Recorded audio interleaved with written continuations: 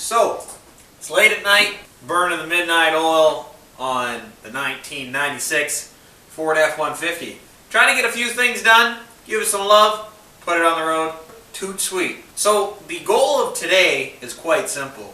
When I built the hangar Baron, I built it for stock length with an 8-foot bed second shaft for my drive shaft. But now that we shortened this whole truck 16-inch, that hangar Baron, basically the drive shaft, was ending up doing like this. So I have to drop that complete hangar Baron down. So I have that guy unbolted. I'm going to show you guys what I got going on, and we'll keep on keeping on.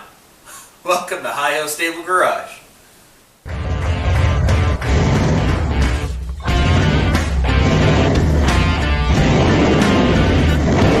So yeah, don't mind the mess. We kind of are cutting apart old projects, way old projects, but it's good steel. It's good mild steel, so that's what we're ending up to use. This was my original hangar Baron. It's now cut into two-piece, but I'll get into that in a second.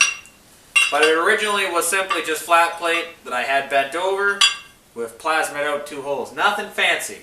It's about that size. Well, on this one, we have to extend it down quite a bit, or we would have to make a new drive shaft. I'm choosing to extend it down, save time and money. So this is my spacer that I need, and the old design was simply utilizing 2 bolt holes at the top on a cross member, and then you bolt your hangar Baron to the bottom. We can't use that design anymore because it will be way too flimsy. So I'll show you kind of what I have going on here. This is the piece that I'm going to use, and then my spacer chunk is going to be welded on top of this, and then I have a base plate that will span to the other side of the cross member, and it will also be the part that bolts on to the truck. So it'll be something like that, and then I'll add a nice gusset right in the middle. That's basically what I got going on here. It's plenty, I think it's going to be plenty strong, especially for what we're using, and it's only temporary for this year. So yeah, I'm going to quickly tack this up, and I'm going to show you guys what I got going on. Alright, so day 2 on the hangar Baron. I got it all welded up, and it looks a lot different from the previous bit that I showed you guys, but we got heavy gusset on both sides. Kind of the concept that we got going is to bolt on to the cross member like so with 4 bolt, and then my hangar Baron attaches down here. Well, yeah, this is a solid chunk of steel. I don't think that's going to break that anytime soon.